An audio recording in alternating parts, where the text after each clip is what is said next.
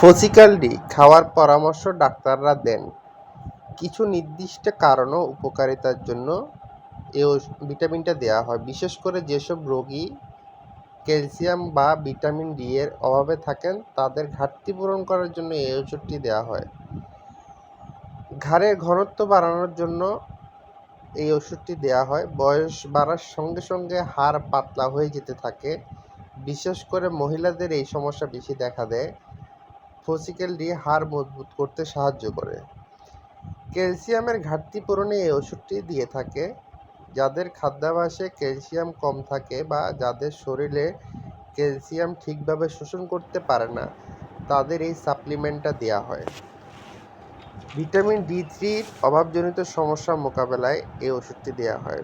Vitamin D এর অভাবে calcium ঠিকভাবে শরীরে কাজ করতে পারে না, এতে হাড় বাঁকা হয়ে যাওয়ার মতো সমস্যা দেখা দেয়। গর্ভবতী মায়েদের জন্য এই সময়ে মায়েদের শরীরে ক্যালসিয়াম ও ভিটামিন ডি এর চাহিদা বেড়ে যায়, তাই হাড় ও শিশুর বিকাশের জন্য ফসিকাল ডি প্রয়োজন হয়। হাড়ে ব্যথা বা পেশি দুর্বলতা থাকলে এই ওষুধটি দেওয়া হয়।